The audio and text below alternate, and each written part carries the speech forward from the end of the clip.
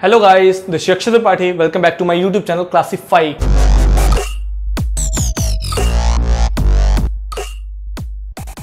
कैसे हो सब? बहुत बढ़िया। इलेक्ट्रोस्टैटिक्स की सीरीज कर रहे थे। लास्ट टॉपिक हमने गॉस लॉ को डिस्कशन किया है। फुल फ्लैश्ड वीडियो बहुत ही प्यारा बना के रखा है। आपने नहीं देखा है तो आप देखिए, वीडियो का लिंक डिस्क्रिप्शन में मिल जाएगा आपको।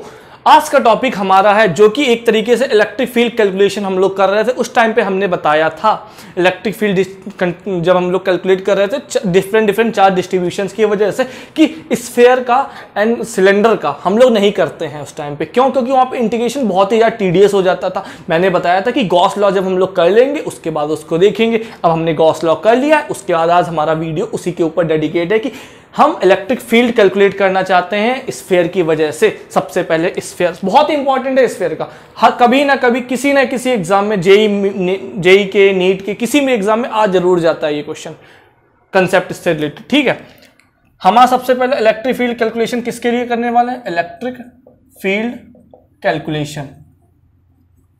ठीक है, इलेक्ट्रिक फील्ड की कैलकुलेशन कर रहा हूं किसके लिए?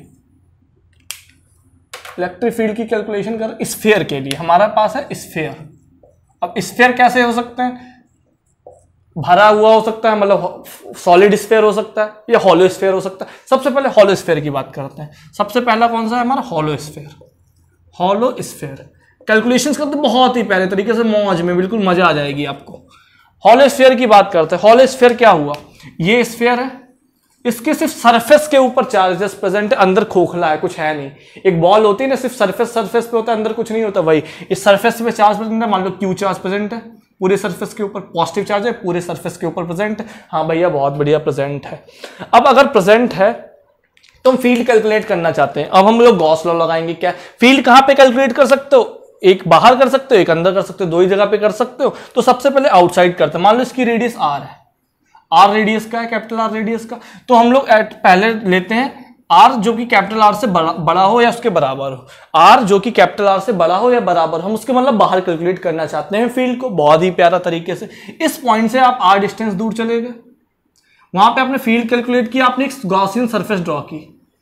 गॉसियन सरफेस क्यों ड्रॉ कर रहे हो? आपको अप्लाई कर रहे हैं गॉस लॉ का कंसेप्ट। गॉस लॉ को कैसे अप्लाई करते हैं वो सीखो। यहां पे है ये गॉसियन लॉ, गॉसियन सरफेस हमारी, गॉसियन सरफेस ऐसी सरफेस जिसने चार्ज को इनक्लोज कर लिया। चार्ज एक तरीके से क्यू चार्ज हमारा इनक्लोज हो गया अंदर। तो इस पॉइंट पे फील्ड कितनी होगी? हमारा गॉस लॉ सिंपली क्या बोलता था? फाई नेट हमारा कितना होने वाला है? फाई नेट हमारा कितना होगा? Q upon epsilon not. हाँ बिल्कुल, इतना ही तो होगा। चार्ज अंदर हमारा सिर्फ टोटल चार्ज, हमको ये पता है कि ओरिएंटेशन मैटर नहीं करता चार्ज का कहां पे प्रेजेंट, बस चार्ज अंदर प्रेजेंट हो। Q प्रेजेंट था, Q बाई एप्सिलॉन नॉट, ये हमारा गॉस लॉ हो गया। लेकिन फाई नेट एक्चुअली इस पॉइंट पे कितना होगा? इस पॉइंट पे अगर हम फाई नेट निकालना चाहे, मान लो इस पॉइंट पे इलेक्ट्रिक फील्ड E है। अगर मैं बोल दूं इस पॉइंट पे इलेक्ट्रिक फील्ड E है तो वहां पे फ्लक्स कितना होगा? E into 4 pi r square. अब भैया 4 पाई आर स्क्वायर क्या है? 4 पाई स्क्वायर इसका एरिया है। आर स्मॉल होगा क्योंकि स्मॉल आर के सरफेस पे आपको इतना एरिया है। हाँ बिल्कुल, इतना एरिया है। ये हम लोग फ्लक्स, अगर ये भी इसके बराबर है, ये इसके बराबर, तो ये दोनों भी आपस में एक दूसरे के बराबर होंगे। हाँ बिल्कुल होंगे। तो इसको क्या ऐसे लिख सकते हैं? हाँ लिख सकते हैं। इस इक्वेशन को इस तरीके से लिख दिया। ई की जगह पे नीचे लेके जाओगे जब 4 पाई आर स्क्वायर, तो Q upon 4 pi epsilon naught. ये 4 pi into epsilon naught into r square. ये क्या बेसिकली लिखा है? Q बाई आर स्क्वायर लिखा है कि नहीं? 1 अपॉन 4 पाई एप्सिलॉन नॉट क्या होता था? K Q by r square. ये किसके लिए होती थी? एक पॉइंट चार्ज के लिए भी तो होता था।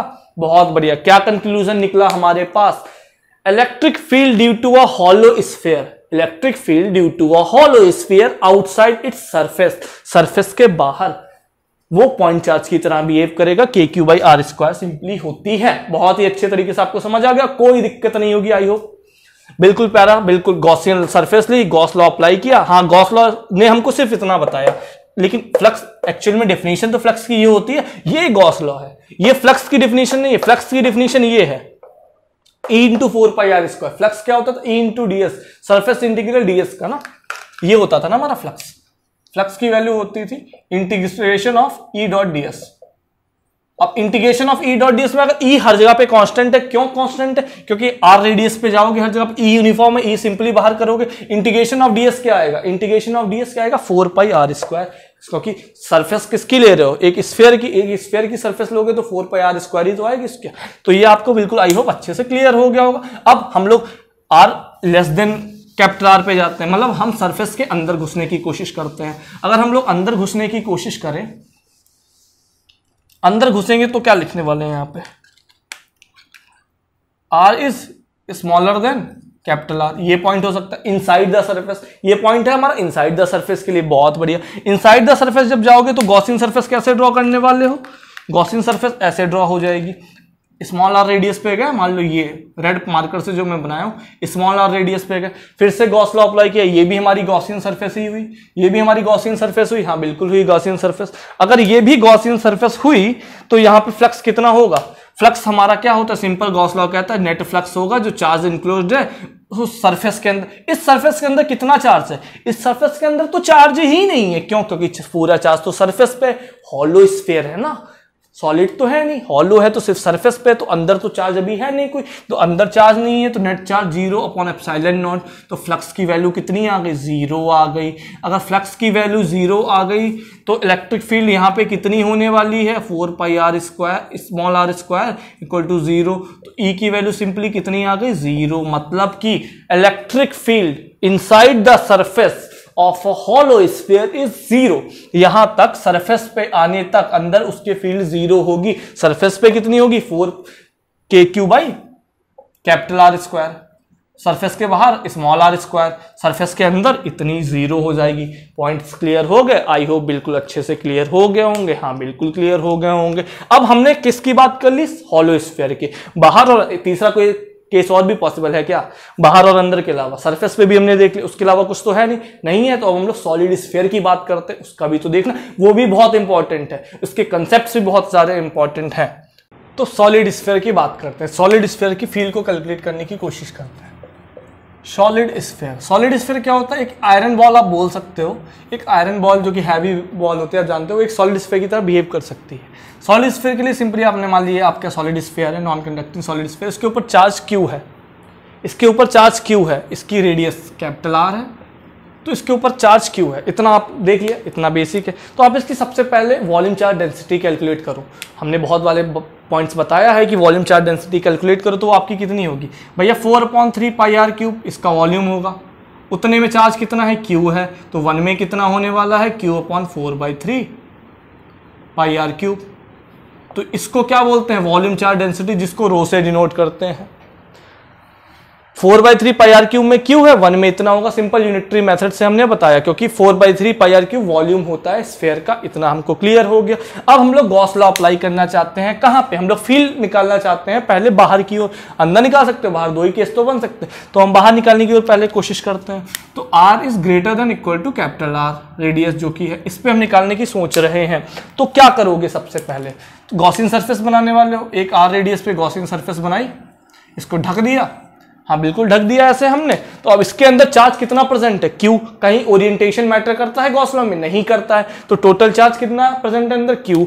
तो सिंपली हमको गॉस लॉ क्या बोलता है, गॉस लॉ हमको कहता है कि जो चार्ज वो फ्लक्स अंदर प्रेजेंट है वो तुम्हारा चार्ज इनक्लोज्ड कितना है, Q/ε0 के बराबर होगा। हाँ इतना हमको पता है, ये हमारा गॉस लॉ ने बता दिया। लेकिन हमको इलेक्ट्रिक फ्लक्स की भी तो डिफिनेशन पता है, उसको भी तो एक बार अप्लाई कर लो। इलेक्ट्रिक फ्लक्स की डिफिनेशन क्या कहता है, वो कहता है ये सरफेस इंटीग्रल होता है एरिया का, इलेक्ट्रिक फील्ड का सरफेस इंटीग्रल कर दो, सिंपल यही तो था हमारे पास डिफिनेशन। अब इसमें E.ds है। अब आप हमको ये चीज बताओ, जबकि मैं आपको एक बार बता भी चुका हूं लास्ट वीडियो में, अगर आपने नहीं देखा है गॉस लॉ को देखिए जाके, बहुत ही प्यारा वीडियो बना के रखा है, डिस्क्रिप्शन में आपको लिंक मिल जाएगा। किसी भी पॉइंट पे इलेक्ट्रिक फील्ड तो बाहर की ओर होगी इस चार्ज की वजह से, इस अगर चार्ज ये चार्ज है तो इलेक्ट्रिक फील्ड तो हमेशा बाहर की ओर होगी इस सॉलिड स्फीयर की वजह से। आउटवर्ड नॉर्मल वेक्टर ds भी तो बाहर ही की ओर होगा। तो दोनों के बीच में एंगल कितना होने वाला है, दोनों के बीच में अगर इलेक्ट्रिक फील्ड भी ऐसी है तो उनके बीच में एंगल कितना होगा, 0 डिग्री होगा। तो आप इसको सिंपली कैसे लिख सकते हो, integration of E/ds cos of 0 degree, cos of 0 degree 1 है तो इसको सिंपली हटा सकते हो, बहुत ही बढ़िया, इतना हटा दिया। अब E की वैल्यू तो हर पॉइंट पे कांस्टेंट होगी, क्योंकि रेडियस R तो कांस्टेंट है। अगर रेडियस R कांस्टेंट है, ये स्मॉल r जो कि गॉसियन सरफेस वाली है, तो वहां पे फील्ड कितनी होने वाली है, KQ/R²। नहीं, वहां पे फील्ड हमको कैलकुलेट ही करनी है ना। हम लोगों ने अगर के क्यू बाई आर स्क्वायर ऐसे बोल दी तो कैसे करोगे ना। तो वहां पे फील्ड हमको जो निकालनी है, लेकिन इतना पता है वो हर पॉइंट पे कांस्टेंट होगी क्योंकि सिमेट्री है। तो इसको सिंपली आप बाहर ले लो। आपने अगर इसको बाहर ले लिया तो आपके अंदर क्या बचा, इंटीग्रेशन ऑफ डीएस। अब इंटीग्रेशन ऑफ डीएस का मीनिंग क्या है? इंटीग्रेशन ऑफ डीएस का मीनिंग सिंपली यहां पे है कि इस एरिया को छोटे छोटे एरिया, ये पार्ट है डीएस, ऐसे छोटे छोटे बहुत सारे पार्ट्स होंगे, उनको ऐड कर दो। ऐड करके मिलने क्या वाला, इसका सरफेस एरिया मिलने वाला। इसका सरफेस एरिया कितना है, 4 pi r square surface area इतना होता है। तो इसकी यहाँ पे जब आप लिखोगे तो फाई की वैल्यू कितनी आ जाएगी, E into 4 pi r small r square. अब इसके बराबर ये वैल्यू इसके बराबर होगी, हाँ बिल्कुल होगी। तो E into 4 pi small r square को हम लोग क्यू इनक्लोज्ड मतलब क्यू अपॉन एप्सिलॉन नॉट के बराबर लिख सकते हैं, हाँ लिख सकते हैं। अब इसको E के बराबर हम लोग अब कैलकुलेट करना चाहें तो 1/4 पाई एप्सिलॉन नॉट रीएडजस्ट किया तो नीचे आ गया, Q अपॉन आर स्क्वायर हो गया। अब इसको क्या आप सिंपली ये लिख सकते हो, 1/4 पाई एप्सिलॉन नॉट क्या होता है, K, तो KQ बाई आर स्क्वायर। बहुत बढ़िया। ये क्या होती है, ये हमारी पॉइंट चार्ज की वजह से भी फील्ड होती है, हाँ होती है। तो हॉलो स्फीयर में भी इतनी थी, हाँ होती थी बाहर की ओर। तो solid sphere, hollow sphere point charge की तरह बिहेव करते हैं जब उनकी सरफेस से बाहर चले जाते हो आप फील्ड निकालने के लिए। तो वो इसी तरीके से, ये आई होप अच्छे से कंसेप्ट आपको क्लियर हो गया होगा। अब बात करते हैं सॉलिड स्फीयर में ही इनसाइड। अभी हमने आउटसाइड की बात की थी, अब हम लोग इनसाइड जाते हैं। इनसाइड के केस में क्या, आर स्मॉल आर से कैपिटल आर से कम हो जाएगा, स्मॉल आर। बहुत बढ़िया। इसका क्या मीनिंग हुआ, इसका मीनिंग हुआ सिंपली आप सॉलिड स्फीयर के अंदर ही कहीं पे हो, सॉलिड स्फीयर के अंदर हो, स्मॉल आर रेडियस पे हाँ हो, तो क्या पूरा चार्ज कंसीडर करने वालों, ये आपकी गॉसियन सरफेस बन गई। ये रेड पोर्शन वाला फिर से गॉसियन सरफेस बन गई। पॉइंट याद करो, गॉसियन सरफेस वाला मैंने बताया था, गॉस लॉ में क्या बोला था, जो चार्ज गॉसियन सरफेस के अंदर होता है, जो अंदर होता है वही कंट्रीब्यूट करता है फ्लक्स में। नहीं याद है, जाके वीडियो देखो, समझ आ जाएगा। बहुत ही प्यारा।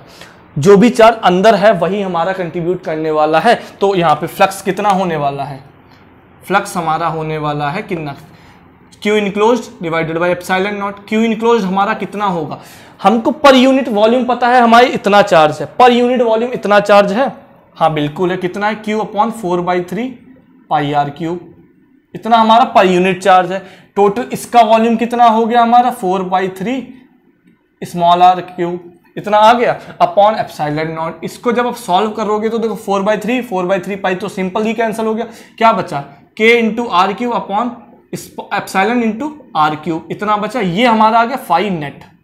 इस सरफेस के अंदर, इस रेड वाली गॉसियन सरफेस के अंदर इतना फ्लक्स है, ये पता है हमको किससे, गॉस लॉ से। लेकिन फ्लक्स की एक और भी तो डेफिनेशन होती थी, क्या होती थी, E integration of E dot d S.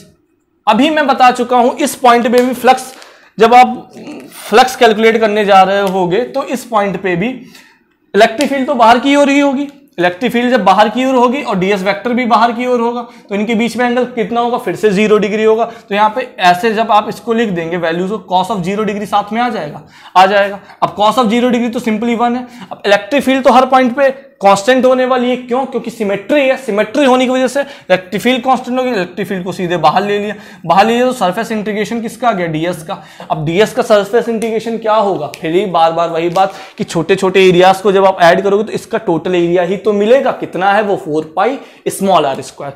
4 pi small r square, तो इसकी वैल्यू कितनी हो गई, इस E into 4 pi r square, इतनी ही तो हो गई। अब ये किसके बराबर होनी चाहिए, इसके बराबर होनी चाहिए। तो इस चीज को यहां पे लिख लेते हैं।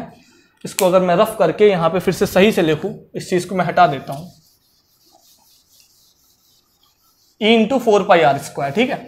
इसको अगर मैं यहां पे फिर से सही से लिखता हूं तो E into 4 pi small r square is equal to Q r cube divided by epsilon into capital r cube, इतना ही तो होगा।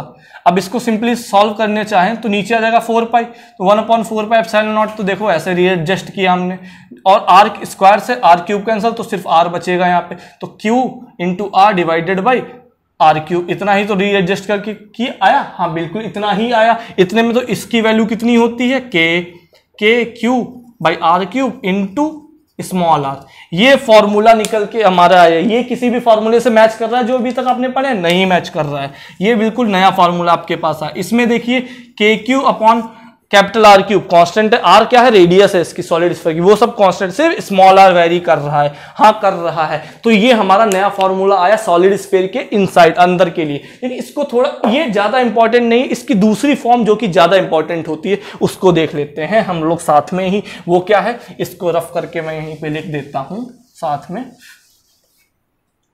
इसी चीज को, के क्यू अपॉन आर क्यूब है। क्यू की जगह पे आप क्या लिख सकते हो, क्यू की जगह पे आप क्या लिख सकते हो, rho into 4/3 pi r cube, यहां से सिंपली लिख सकते हो, देख लो एडजस्टमेंट में, Q is equal to rho into 4/3 pi r cube, हाँ लिख सकते हैं। इतना जब लिख सकते हो तो ई की वैल्यू क्या आ गई, K by r cube into, q की जगह पे लिख दिया रो इंटू 4/3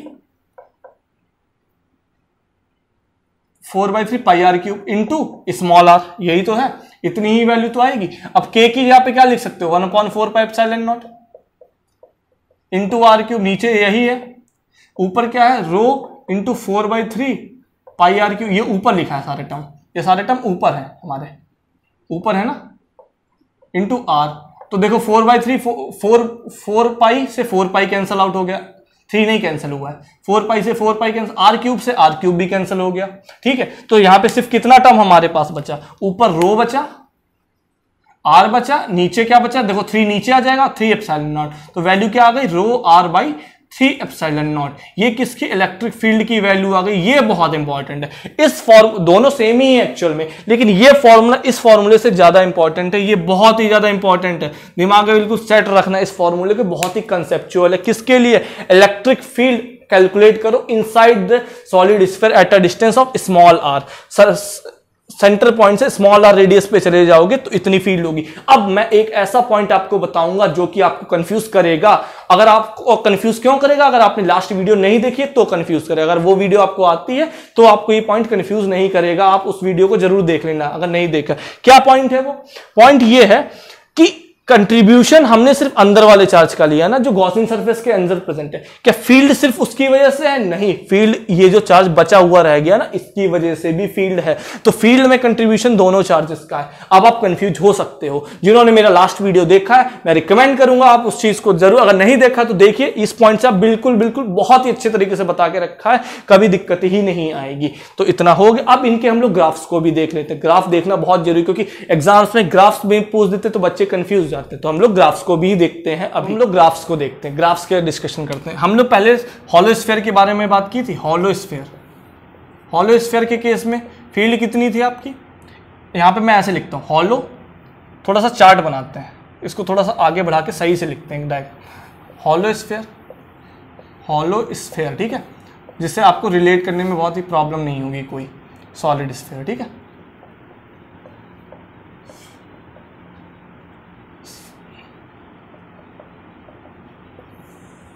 यहां पे इनसाइड, नीचे आउटसाइड, ये हमारा चार्ट है।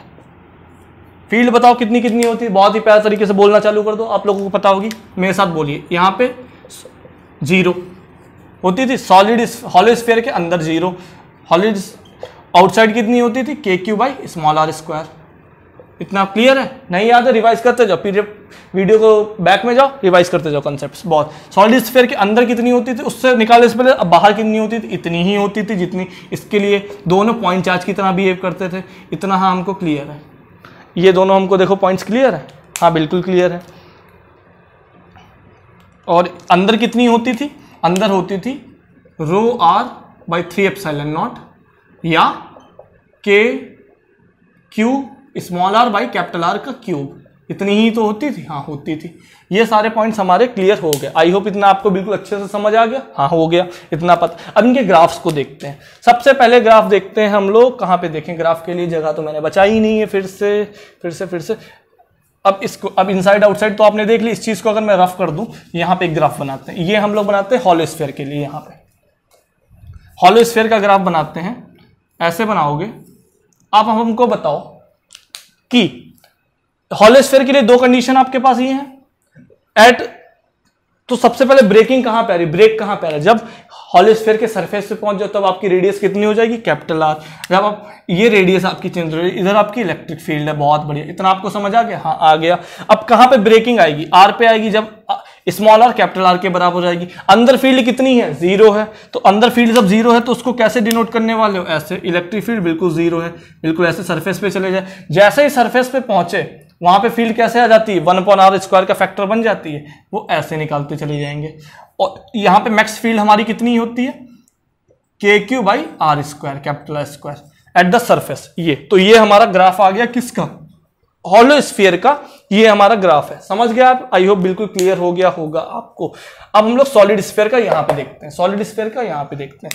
सॉलिड स्फीयर का ग्राफ बनाते हैं। सॉलिड स्फीयर के ग्राफ में क्या है, सिंपल कुछ कैलकुलेशंस आपको देखनी है, बाकी कुछ नहीं, आपको पता ही होगा। इलेक्ट्रिक फील्ड E है इधर, ये R है।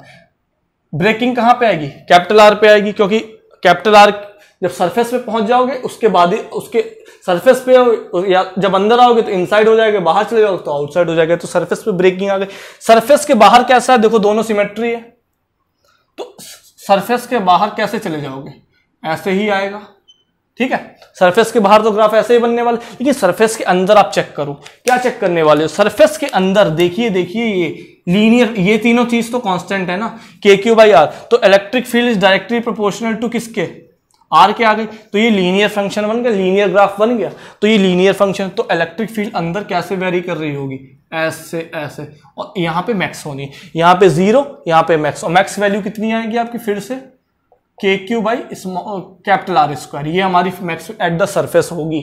ये दोनों ग्राफ आपको आई होप बिल्कुल अच्छे से समझ आएगा। यहाँ पे फील्ड 0 है, यहाँ पे फील्ड आपकी 0 नहीं, लीनियर फंक्शन है। क्यों है ये देख लो, ये आपकी इलेक्ट्रिक फील्ड आपने अंदर कैलकुलेट की है। अगर आपको ये फील्ड की वैल्यूज पता है तो ग्राफ ड्रॉ करना बच्चों का खेल, अगर नहीं पता है तो आप कंफ्यूज हो सकते हैं कि आया कैसे। इसको रटने बैठ गए तो फिर रटते रह जाओगे, कुछ समझ नहीं आएगा। पहले ये चीज को समझ लो, तो ये बनाना अगर नहीं याद है तो भी तुरंत बना ले जाओगे। तो आई होप आपको सारे कंसेप्ट बहुत अच्छे से क्लियर हो गए होंगे। नेक्स्ट वीडियो जो हमारा आएगा, इसी के आगे हम लोग सिलेंडर के ऊपर बातें कर रहे होंगे, इलेक्ट्रिक फील्ड का कैलकुलेशन कर रहे होंगे। आई होप आपको ये पसंद आए। If you like then like my video, subscribe कर सकते हैं मेरे चैनल को, सपोर्ट कर सकते हैं, आप शेयर कर सकते हैं अपने फ्रेंड्स के बीच। Thank you for watching.